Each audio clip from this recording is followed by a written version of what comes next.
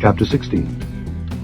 In the 17th year of Pekah the son of Remaliah, Ahaz the son of Jotham, king of Judah, began to reign.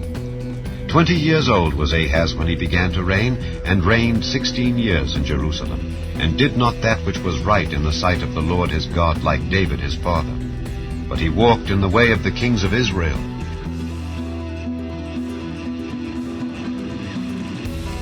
Yea, and made his son to pass through the fire, according to the abominations of the heathen, whom the Lord cast out from before the children of Israel. And he sacrificed and burnt incense in the high places, and on the hills, and under every green tree. Then Rezin king of Syria and Pekah son of Remaliah king of Israel came up to Jerusalem to war.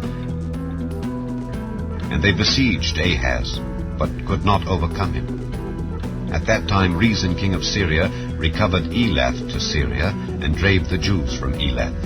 And the Syrians came to Elath, and dwelt there unto this day. So Ahaz sent messengers to Tiglath-Pileser king of Assyria, saying, I am thy servant and thy son. Come up and save me out of the hand of the king of Syria, and out of the hand of the king of Israel, which rise up against me. And Ahaz took the silver and gold that was found in the house of the Lord, and in the treasures of the king's house, and sent it for a present to the king of Assyria. And the king of Assyria hearkened unto him. For the king of Assyria went up against Damascus, and took it, and carried the people of it captive to Kir, and slew Rezin. And King Ahaz went to Damascus to meet Tiglath-Pileser king of Assyria, and saw an altar that was at Damascus.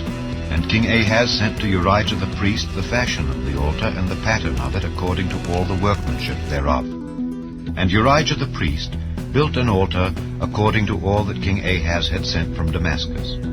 So Urijah the priest made it against King Ahaz came from Damascus. And when the king was come from Damascus, the king saw the altar. And the king approached to the altar, and offered thereon. And he burnt his burnt offering and his meat offering, and poured his drink offering, and sprinkled the blood of his peace offerings upon the altar. And he brought also the brazen altar, which was before the Lord, from the forefront of the house, from between the altar and the house of the Lord, and put it on the north side of the altar.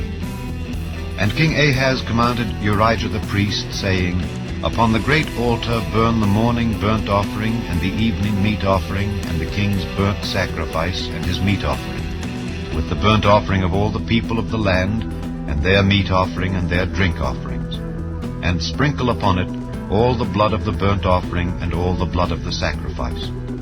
And the brazen altar shall be for me to inquire by.